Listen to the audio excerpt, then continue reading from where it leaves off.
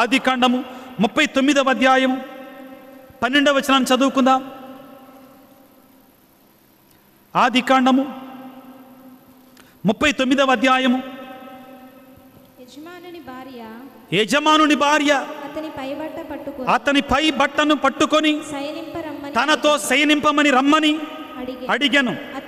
అతడు పై బట్టను ఆమె చేతిలోనే వదిలివేసి అచ్చటి నుండి ఇంటి నుండి బయటికి వెలుపలికి పారిపోయెను.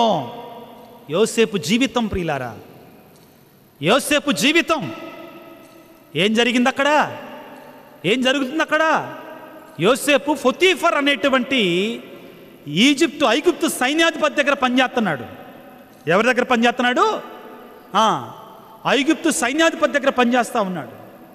చాలా మంచిగా పనిచేస్తూ ఉన్నాడు. చాలా అందగాడు, సుందరంగా ఉన్నటువంటి వాడు. ఈ పొతీఫర్ యొక్క భార్య యొక్క కళ్ళు యోసేపు మీద పడ్డాయండి. చూడండి, కుమారులు లాంటి వాడి మీద చెడు చూపులు, పాపపు చూపులు బలవంతం చేస్తే, అమ్మా నేను నీ కుమారులు లాంటి వాడినమ్మా, నీ కొడుకు లాంటి వాడినమ్మా. ఏమన్నాడండి? అయ్యగారు నన్ను సమస్తానికి అధిపతిని చేశాడు, నన్ను నమ్మాడమ్మా. అయ్యగారికి ద్రోహం చేయకూడదు, దేవునికి ద్రోహం చేయకూడదు. ఎంత భయమో చూడండి అతనిలో ఎంత భయమో చూడండి. ప్రియులారా, ఈ రోజున నీవు ఒకవేళ నీ కుటుంబంలో, నీ యొక్క జీవితంలో ఒకవేళ అది ఏ రకమైన పాపమైనా కావచ్చండి. యోసేపు ఏం చేస్తున్నాడు? పారిపోతున్నాడండి పాపము నుండి. ఏం చేస్తున్నాడు? పారిపోతున్నాడు. మనము కూడా పాపము నుండి పారిపోవాలి. మరొకసారి చదువమ్మ వాక్యాన్ని 12వ వచనాన్ని. యజమానుని భార్య అతని పైబట్ట పట్టుకొని శయనింపరమ్మని అడిగాను. అతడు ఆ పైబట్టను ఆమె చేతిలోనే వదిలివేసి ఇంటి నుండి వెలుపలకు పారిపోయెను. ప్రియులారా, నువ్వు నేను నీతివంతంగా బ్రతుకుతుంటే, పవిత్రంగా బ్రతుకుతుంటే నిందలేస్తారో, అవమానాలు వేస్తారో. ఈ రోజులు నీతిమంతులకు రోజులు కాదండి. పవిత్రంగా ఉంటే అబ్బో దిగొచ్చిందండి పునీతురాలు, అబ్బో దిగొచ్చిందండి పరిశుద్ధుడు అంటారండి. ఎగతాళి ఎక్కువ, అవహేళన ఎక్కువ నీతివంతంగా బ్రతికితే. కాబట్టే కీర్తన 1 ప్రియులారా, 1వ కీర్తన చదువుకోండి అండి దయచేసి. 1వ కీర్తనలో చక్కగా మొట్టమొదటి వాక్యములోనే సవాలుతో కూడుకున్న 3 మాటలు ఉంటాయండి. కీర్తన 1వ వచనం చదువుకోండి. దాన్ని పాటిస్తే చాలండి మనకి. చదవండి ఒకసారి. కీర్తన 1వ వచనం. నీతిమంతులు అంటండి 3 కార్యాలు చేయకూడదంటండి. నీతిమంతులు 3 కార్యాలు చేయకూడదంటండి. జాగ్రత్తగా ఉండండి. మీరు పవిత్రంగా ఉండాలంటే, పరిశుద్ధంగా ఉండాలంటే 3 పనులు చేయమాకండే. దేవుని దీవెనలు మీకు రావాలంటే, దేవుని యొక్క ఆశీర్వాదాలు మీకు రావాలంటే, దేవుని యొక్క కృప, దేవుని యొక్క అద్భుతాలు మనకు జరగాలంటే, కీర్తన గ్రంథము 1వ అధ్యాయం 1వ వచనంలో 3 కార్యాలు ఉంటాయి. ఆ 3 కార్యాలు మనం చేయకుండా ఉంటే దేవుడు మనం దీవిస్తాడు. Hallelujah. Praise the lord, praise the lord, praise the lord. కీర్తన 1వ వచనాన్ని చదువుకుందాం. దుష్టుల సలహాలు పాటించమాకో. మొదటిగా వినండి. నెంబర్ 1, ఎవరి మాటలు వినకూడదంటే దుష్టుల సలహాలు పాటించమాకండి. దుర్మార్గుడి దగ్గరికి వెళ్ళమాకో. వాడి దగ్గరికి వెళ్తే వాడు దుష్ట సలహాలే ఇస్తాడు. ఎట్లాంటి సలహాలు ఇస్తాడు? దుష్ట సలహాలే ఇస్తాడండి. నేను ఒకళ్ళ మీద నిందేయట్లేదు, కానీ చిన్నప్పుడు జరిగిన వాస్తవం చెప్తున్నా. నిజమే చెప్తున్నానండి, అబద్ధం కాదు. దీవిస్త ప్రసాద్ బ్రహ్మ. నాకు ఒక స్నేహితుడు ఉండేవాడు. 7వ తరగతి చదివేటప్పుడు, 8వ తరగతి చదివేటప్పుడు సినిమాకి వెళ్దాంరా అన్నాడు. ఎక్కడికి? సినిమాకి వెళ్దాంరా అన్నాడు. అమ్మ మా నాన్న కొడతాడన్నాను.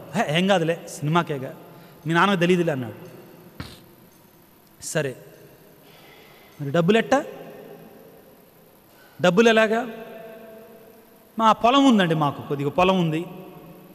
పొలం ఉంటే అందులో కంది వేసాడు మా నాన్న. పంట కందులు తెలుసు కదా, కంది పంట. ఏం చేశాడంటే కొన్ని కందులు తీసుకొని అమ్ముకుందాం అన్నాడు. దేనికోసం? సినిమాకి డబ్బులు. జరిగిన వాస్తవేనండి, నేను చేసిందే. చిన్నపిల్లోడు 8వ తరగతి 9వ తరగతిలో ఉన్నప్పుడు కందులు తీసుకొని అమ్ముదాం అన్నాడు. డబ్బులు కావాలిగా మరి సినిమాకి వెళ్ళాలంటే ఆ రోజుల్లో. కందులు తీసుకున్నాం. ఎవరికి అమ్ముదాం? నా స్నేహితుడు ఇచ్చిన సలహా, మీ నాన్నకు అమ్మేసే అన్నాడు. సినిమాకి వెళ్ళటం ఫస్ట్ తప్పు, నాన్నకు తెలియకుండా. అవునా కాదండి? రెండోది, ఎలా డబ్బులు సంపాదించేది? మన పొలంలోనే మనం దొంగతనం చేద్దాం. మూడోదండి, ఆ కందులు మళ్ళీ ఎవరికి అమ్ముదాం? మా నాన్నకే అమ్మాను. జరిగిందండి ఇది. అబ్బో, మీరు ఎంత ప్రావీణ్యం ఉందండి మీలో అంటారేమో మీరు. మామూలు దోలోనిగా చిన్నప్పుడు ఒట్టి దోలోడిని. మా అమ్మ నేనేమైపోతానని భయపడేది. ఏం చేస్తాం, దేవుడు పట్టుకొని జుట్టు పట్టుకొని లాక్కొచ్చి ఇక్కడ వేసాడు, జుట్టు అంతా ఊడిపోయింది. ప్రియులకు దేవుని బిడ్డలారా, ఇదిగో ప్రియులారా, ఆ తరువాత నా జీవితంలో ప్రియులారా ఒకలాంటి విరక్తి. నేను మా ఇంట్లో ధనాన్ని మా నాన్నకే తిరిగి అమ్మానా? తర్వాత తెలిసిందండి, ఇంటిలో చెప్పాను, బాగా వాయి తీశారు. దాని గురించి కాదండి, బట్ నేను నా ఇంట్లో ధనాన్ని ఎంతవరకు వెళ్తుందో చూడండి పాపం ప్రియులారా. దుష్టుల సలహాలను పాటించమాకో.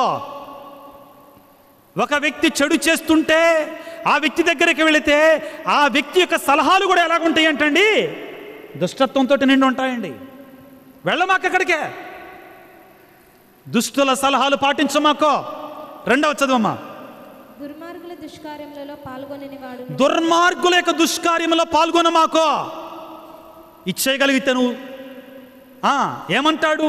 వాడు పాపం చేస్తుంటాడు, వ్యాపారంలో తక్కువ వస్తుంది, వ్యాపారం లాభం ఎలా వస్తుంది? వ్యాపారంలో లాభం తక్కువగా వస్తుంది, ఎక్కువ రావాలంటాడండి. ఉద్యోగం చేస్తున్నాడు వాడు, నెలకి 2 లక్షల రూపాయలు ఉద్యోగం వస్తుంది, కానీ సాలటల్లా. ఇది తిమింగళం. ఏ మింగళం అండి ఇది? ఏ మింగళం? తిమింగళం. సరిపోటల్లా. ఏనుగిది. ఆ 1,00,000 రూపాయలు కూడా సాలటల్లా, ప్రభుత్వం ఇచ్చే 1,00,000 కూడా. ఏమంటాడు పక్కనోడు? ఆడు చూడు, గవర్నమెంట్ జాబ్ చేస్తున్నాడు, సంవత్సరానికి 2 సంవత్సరాలు 3 సంవత్సరాలు 4 బిల్డింగులు కొన్నాడు. ఎన్ని బిల్డింగులు కొన్నాడు? 4 బిల్డింగులు కొన్నాడు. నువ్వేంది ఓ నీతి అంటావు, ధర్మం అంటావు, న్యాయం అంటావు, ఇంతవరకు సొంతిల్లు కూడా లేదు, అది ఎలానో నేను చూపిస్తారా? సాతానుడండి. ఏవమ్మకి ఆ పండు ఎలా కనపడిందంట? కనుల పండుగగా, తినుటకు రుచిగా, తినకముందే ఏమో కనిపించేసింది. తినకముందే అనిపించిందండి పాపం. జాగ్రత్త ప్రియులారా. ఏం జరుగుద్ది చివరికి? దుస్తుల సలహాలను పాటిస్తే, దుర్మార్గులు నడిచే బాటలు నడిస్తే, వాడంటాడు ఏం కాదు, బల్ల పైనుంచి చేతులు కాదు, బల్ల కింద నుంచి చేతులు పెట్టి, అంటే లంచం మొదలు పెట్టమంటాడు. ఒక రోజున one fine day anti corruption bureau వాళ్ళు వస్తారు, మాటు వేసుకొని పట్టుకుంటారు. ఉన్నది బాడుది తెచ్చుకుని అన్నీ కూడా ఊడ్చుకొని పోతాయి, అన్నీ పోతాయండి. చివరికి పేపర్లో పెద్ద హెడ్డింగు, నీ పేరు పథకం వచ్చినట్లుగా. దేనికి? అవినీతి పథకం, అవినీతి మహారాజు, అవినీతి అనకొండ. పేపర్లో చదువుతున్నామండి ఇవన్నీ కూడా. ఏమన్నా ప్రయోజనం ఉందా ప్రియులారా? ఇంకేముంది? చివరికి సిగ్గంతా పోయిన తర్వాత సిగ్గు మాలినటువంటి జీవితాన్ని జీవిస్తున్నాం. ఎవడిన్నన్నా అని పట్టించుకోం, ఇంకా దులిపేసుకోవటం. ప్రయోజనం ఉందా? కాబట్టి అంటున్నాడు. రెండవది ఏంటిదమ్మా? దుర్మార్గుల యొక్క సలహాలు పాటించమాకో, వారి కార్యములలో పాల్గొనమాకు. మూడవ చదువమ్మ గట్టిగా. ప్రభువుని వేళాకోళము చెయ్యవానితో చేతులు కలపని వాడును. అక్కడికి వెళ్ళమాకండి. ఎవరైతే మనలో ప్రియులారా, దయచేసి ఈ విషయాన్ని గుర్తుంచుకోండి. దేవుని గురించి సరదాగైనా కానీ 10 ఆజ్ఞల్లో 3వది ఏంటండి? దేవుని నామమును. చక్కగా చెప్పావమ్మా, very good, thank you, God bless you. దేవుని నామమును వ్యర్థముగా పలకొద్దు.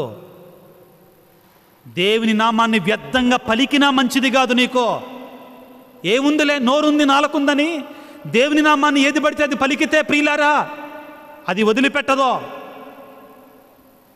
అపహాస్యకులు ఉండేటువంటి చోటుకు వెళ్ళమాకో. దేవుని నామాన్ని అపహాస్యం చేసే వాళ్ళ జోలికి వెళ్ళమాకో. దేవుని యొక్క దీవెనను పొందుకోవాలంటే, దేవుని యొక్క ఆశీర్వాదాలను పొందుకోవాలంటే ప్రియబిడ్డ, మరియ తల్లిలాగా నీవు కూడా పరిశుద్ధురాలుగా మారాలి, పరిశుద్ధునిగా మారాలి. అన్నిటికంటే ముఖ్యమైనది నీలో ఉన్న పాపాన్ని విడిచిపెట్టో, చెడును విడిచిపెట్టో. దేవుడు నిన్ను దీవిస్తాడు, దేవుడు నిన్ను ఆశీర్వదిస్తాడు, దేవుడు నిన్ను బలపరుస్తాడు. ప్రియులకు దేవుని బిడ్డలారా, అందరం మోకరించుదాం ఒక్క నిమిషం పాటు. ఇది గొప్ప సమయం ప్రియులకు దేవుని బిడ్డలారా, ఆశీర్వాదకరమైనటువంటి సమయం. ఒక్క నిమిషం పాటు మౌనంగా ఉందాం. శివరంజన భక్తితో విశ్వాసంతో ప్రియులారా, మనలో ఒకవేళ పాపం ఉన్నట్లయితే, చెడు ఉన్నట్లయితే ప్రియులారా గుర్తుపెట్టుకుందాం. వాక్యం మనకి సెలవిస్తూ ఉంది, మనలో చెడు ఉన్నంత వరకు, మనలో పాపం ఉన్నంత వరకు ఇదిగో దేవుని యొక్క కృప మనకి రాదు అని మరియ తల్లి మనకు నేర్పిస్తూ ఉంది. ఇదిగో దేవమాత ప్రార్థనలో ప్రభువా దయచూపుము, క్రీస్తువా దయచూపుము, ప్రభువా దయచూపు అని పలికిన తర్వాత మహాపరిశుద్ధ మాత మా కొరకు వేడుకొనండి, పరిశుద్ధ మరియమ్మ గారా మా కొరకు వేడుకొనండి. మరియ తల్లి పరిశుద్ధురాలు కాబట్టి ఆమె అంతగా దీవించబడింది. ఈ సంతానమాత పుణ్యక్షేత్రములో దేవుడు నీ నుండి నా నుండి కోరేది, నీలో ఉన్న పాపాన్ని విడిచిపెట్టు. జ్ఞాపకం చేసుకో.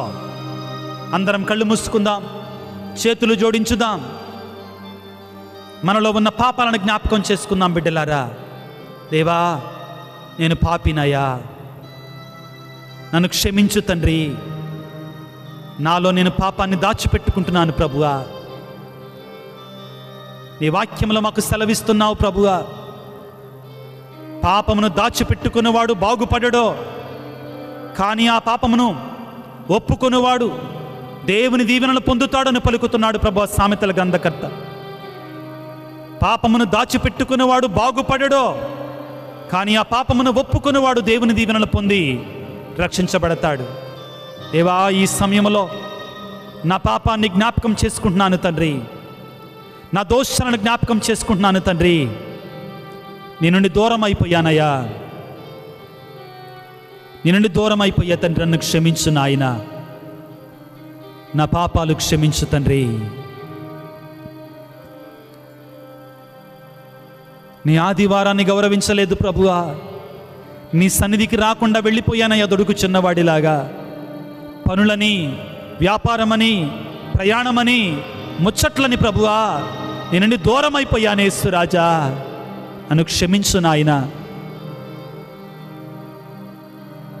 నీ పరిశుద్ధ రామాన్ని ప్రభువా అన్యతగా మాట్లాడానయ్యా.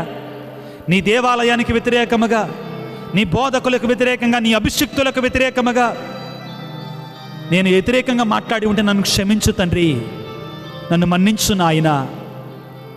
నీ సిలువ రక్తంతో నన్ను కడిగి వెయ్యి తండ్రి. అలనాడు సిలువలో వేలాడుతూ ఉండగా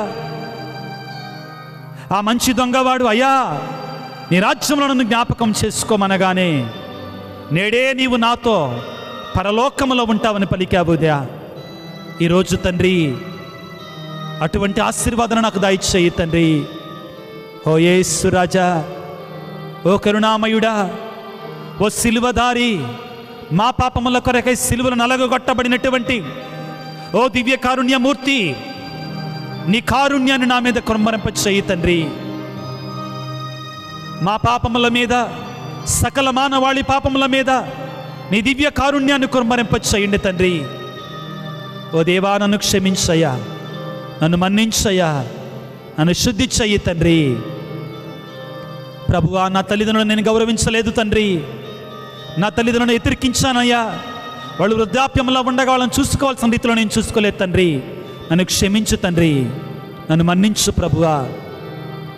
ఇతరులు నా పొరుగు వారిని ప్రభువా నేను నా మాటల ద్వారా నరహత్య చేశాను ప్రభువా, నా దూషణల ద్వారా నరహత్య చేశానయ్యా.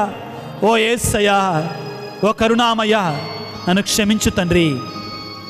నా కళ్ళను నేను పవిత్రంగా చూడవలసినటువంటిది నా పొరుగు స్త్రీని నా అక్కగా, నా చెల్లిగా, నా తల్లిగా చూడాల్సినట్టు నేను ప్రభువా ఇదిగో ప్రభువా పాపపు చూపులతో, పాపపు కోరికలతో, పాపపు ఆలోచనలతో మరిగిపోయానయ్యా. కామ వికార చేష్టలతో నేను మిగిలిపోయానయ్యా. నన్ను క్షమించు తండ్రి, నన్ను మన్నించు తండ్రి. ప్రభువా, అబద్ధాలు ప్రభువా అలవలకగా మాట్లాడానయ్యా, నన్ను క్షమించు తండ్రి. లేస్తే అబద్ధం, కూర్చుంటే అబద్ధం, వెళితే అబద్ధం. తండ్రి నన్ను క్షమించయ్యా. ఈరోజున నీ తల్లి పరిశుద్ధ మరియమాత, సంతానమాత మాకు నేర్పిస్తుందయ్యా, దేవుని దీవెన పొందాలంటే, దేవుని యొక్క ఆశీర్వాదాలు పొందాలి అంటే పవిత్రంగా మారాలి. నేను పరిశుద్ధుడినైనట్లే మీరును పరిశుద్ధులై ఉండండి అని నువ్వు ఆహ్వానిస్తున్నావయ్యా. ఆ తల్లి మరియ తల్లి పరిశుద్ధురాలు కాబట్టే నీ కుమారుడు 9 నెలల పాటు ఆమె గర్భములో ఉన్నాడయ్యా. పరుల సొమ్ముల కొరకై వ్యాపారము ద్వారా, కూలి ద్వారా నేను అన్యాయంగా ప్రభువా దోచుకోవటానికి ప్రయత్నం చేస్తే నన్ను క్షమించు తండ్రి, నన్ను మన్నించు నాయనా. ఓ కరుణామయ, ఓ దయగల తండ్రి, నీ శిలువ రక్తాన్ని ఈ దివ్య మందస్సము నుండి మా పైన ప్రోక్షించండి తండ్రి. మమ్మ శుద్ధి చేయండి నాయన. ప్రతి పాపాన్ని కడిగివేయండి ప్రభువా, ప్రతి పాపాన్ని శుద్ధి చేయండి ప్రభువా. ఎర్రగా సింధూరముల వలె ఉన్నా కానీ తెల్లగా మంచు వలె పరిశుద్ధంగా మార్చాయి మమ్ము. నీ శక్తిని మా మీద కుమ్మరింపచేయండి ప్రభువా. నీ ఆశీర్వాదాన్ని మా మీద కుమ్మరింపచేయండి ప్రభువా. నీ అభిషేకాన్ని మాకు దయచేయండి ప్రభువా. నీ యొక్క కృపను మాకు దయచేయండి తండ్రి. అందరం కూడా ప్రియులారా చేతులు జోడించి కలిసికట్టుగా భక్తితో ప్రియులారా ప్రార్థన చేసుకుందాం. సర్వశక్తి గల సర్వేశ్వరుని చెంతను సహోదరి సహోదరులారా మీతో పాప సంకీర్తనము చేయుచున్నాను. ఏలయనా తలంపు చేతను, వాక్కు చేతను, క్రియల చేతను, అశ్రద్ధ చేతను బహుపాపములు చేసేతని. ఇది నా తప్పు, ఇది నా తప్పు. నీకైనా పరిశుద్ధ మరియమాతను, సకల దూతలను, పునీతులను, సహోదరి సహోదరులు నా కొరకు మన కర్త అయిన సర్వేశ్వరుని ప్రార్థింపవలనని ప్రతిమాలు కొలుచున్నాము.